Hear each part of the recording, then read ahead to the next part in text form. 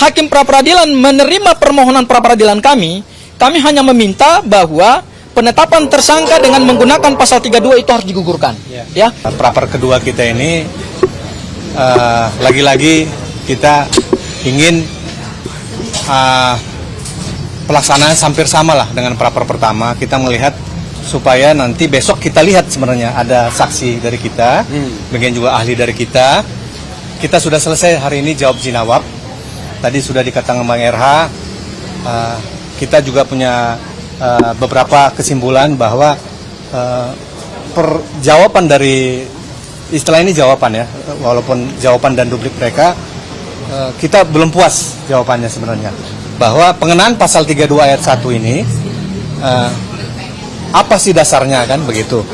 Artinya apakah saksi dan ahli dan surat-surat itu mempunyai kualitas yang bagus untuk menyatakan bahwa pemohon dalam hal ini Pak Roy bisa dijadikan dikenakan pasal 32 ayat 1. Itu secara normatif saja. Mereka hanya menjawab kami sudah melakukan pemeriksaan saksi sekitar 148 ya. Artinya kita harus menguji juga kualitas dari saksi tersebut.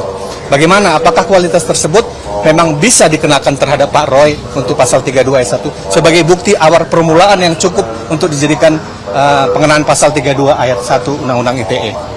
Ya, besok kita lihat dari saksi kami dan ahli kami, mudah-mudahan bisa menjadi yang kedua kali lah kita permohonan kita dikabulkan. Itu aja. Tambahan sedikit ya, kami menantang kepada termohon pertama untuk menghadirkan saksi dan ahli dengan kualitas yang bisa mengatakan bahwa Mas Roy pantas dikenakan pasal 32 ayat 1. Nah, kami meragukan itu, terutama ahli digital forensik, ahli apapun yang nanti kami akan tanyain, apakah Anda sudah menganalisis bahwa Mas Roy melakukan perbuatan-perbuatan sehingga memenuhi kualifikasi pasal 32 ayat 1.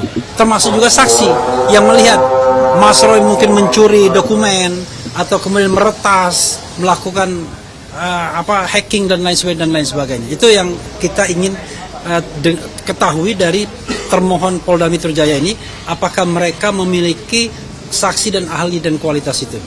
Mbak Ayah silakan, nanti Gafur terakhir ya. Ya. Assalamualaikum warahmatullahi wabarakatuh. Tadi sudah cukup jelas, gamblang, terukur dari rekan-rekan kita, Pak RH, Bang Ristan, bahwa penjelasannya sudah cukup jelas bahwa apa yang terjadi di dalam persidangan. Dan untuk itu kita berharap nanti ke depan agenda besok selanjutnya itu saksi itu betul-betul yang dihadirkan adalah ahli yang betul-betul berkualitas sehingga bisa menjawab keraguan-keraguan tentang dalil atau pasal yang dituduhkan dilimpahkan kepada klien kita Pak Roy. Jadi untuk itu kita tunggu sidang berikutnya dan alhamdulillah tadi perjalanan persidangan kita berjalan lancar dan alhamdulillah juga saya apresiasi untuk hakim tunggalnya begitu baik dan bijaksana. Semoga proses putusannya juga sesuai dengan harapan dan permohonan kita. Itu kira-kira. Oke, Pak Yaya. Pak Yaya. Sholat. Oke. Jadi terakhir dari saya, Bang RH, Bang Ristan, Bu Aya, dan Pak Yaya lagi sholat ya. Kami juga setelah ini sholat ya, Mas Bang RH ya. Jadi gini, bahwa di dalam perkara ini harus diingat ada dua jenis delik. Delik pertama adalah pencemaran nama baik dan fitnah, pasal 310, 311, atau yang di KUHP baru sekarang disebut pasal 433 dan 434. Dan yang kedua, ada kejahatan di dalam dunia cyber atau kita sebut adalah Undang-Undang ITE. Nah, permohonan pra-peradilan kami ini perlu kami garis bawahi adalah kami menguji pasal yang berkenaan dengan pasal 32 ya. Dan dalam perbaikan petitum kami tadi ya, dan memang diperbolehkan sebelum tadi kami menyampaikan replik, kami telah menyampaikan dalam petitum terbaru bahwa kalaupun nanti hakim pra-peradilan menerima permohonan pra-peradilan kami hanya meminta bahwa penetapan tersangka dengan menggunakan pasal 32 itu harus digugurkan. Ya. Sementara untuk pasal 35 Undang-Undang ITE dan kemudian pasal 310, 311 berkaitan dengan pencemaran nama baik dan fitnah itu belum kami uji. Ya. Jadi tidak boleh ada asumsi bahwa ini kami ingin menghapus perkara ini ya sehingga rakyat tidak mengikuti lagi proses hukum ini gitu. Tidak, kami baru menguji satu pasal yaitu pasal 32. Kenapa kami ingin uji pasal itu? Seperti tadi yang disampaikan Bang Refli bahwa kami meragukan alat bukti atau minimal 2 alat bukti permulaan yang cukup yang dimiliki penyidik.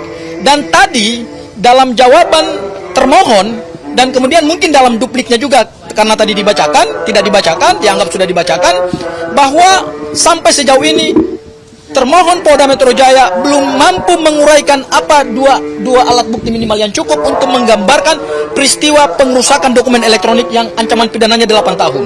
Ya, besok kami akan menghadirkan 3 saksi, kemudian 1 ahli. Jadi besok ada 2 alat bukti, yaitu alat bukti saksi ada 3, kemudian adalah 1 lagi ahli. Dan besok juga kami akan menampilkan video yang menjadi dasar kenapa Mas Roy ditetapkan sebagai tersangka, dan itu juga akan dikonfirmasi langsung ke saksi yang melihat peristiwa pidana itu. Dan kemudian juga kami besok akan mengakses langsung dokumen elektronik yang diunggah Dian Sandi dari akun X-nya, sehingga Hakim Tunggal Pra-Peradilan bisa melihat secara langsung bahwa data atau dokumen atau informasi elektronik tersebut sebetulnya tidak pernah mengalami perubahan seperti yang didakwakan oleh jaksa penuntut umum dalam surat dakwaan maupun dalam surat penetapan tersangka. Oleh karena itu mudah-mudahan besok kami akan melakukan pembuktian berdasarkan fakta-fakta, dan kalau memang termohon atau pihak Polda Metro Jaya ingin menghadirkan saksi yang bisa menggambarkan peristiwa pidana itu, meskipun yang kami uji ini bukan material, tapi kami ingin menguji apakah penyidik Polda Metro Jaya mempunyai saksi yang berkualitas tidak, untuk melihat bahwa Mas Roy ini merusak dokumen elektronik Dian Sandi, dan kemudian besok kita akan buktikan itu dalam persidangan. Barangkali itu dari saya, Bang. Sedikit ya. Bang Erha, silakan Bang. Kalau kita bicara pokok perkara, ya, ini pokok perkara ya, bukan pra-peradilan. Maka 2 unsur pasal 32 ini sudah gugur. Pertama, unsur bahwa dokumen ini harus milik seseorang, dan dalam konteks ini harus milik Pak Jokowi. Itu udah gugur. Karena ternyata bukan milik Jokowi kan, tapi milik Dian Sandi yang kemudian sekarang sudah menjadi open source, semua orang bisa melihatnya. Yang kedua adalah yang terkait dengan lupa tadi saya. Yang kedua open source. Yang tadi open source, Akun X. bukan, yang terkait dengan eksistensi dari data itu. Yaitu dokumen itu tidak rusak, Ya. Tidak mengalami perubahan. hilang, tidak mengalami perubahan, dan insya Allah masih bisa diakses. Dan besok kita buktikan. Nah, dengan 2 ini saja sesungguhnya gugur pasal 32 ayat 1, tapi memang ini pokok perkara karena pembuktian. Tapi bagi kami adalah apakah ada 2 minimal alat bukti permulaan saja yang akan kita uji. Kalau tidak ada, maka seharusnya pasal ini tidak boleh dikenakan. Itu tambahannya ya. Ya. Terima kasih. Ya. Subscribe, share, like, and comment. Subscribe, share, like, and comment. Subscribe, share, like, and comment. Subscribe, share, like, and comment. Subscribe, share, like, and comment.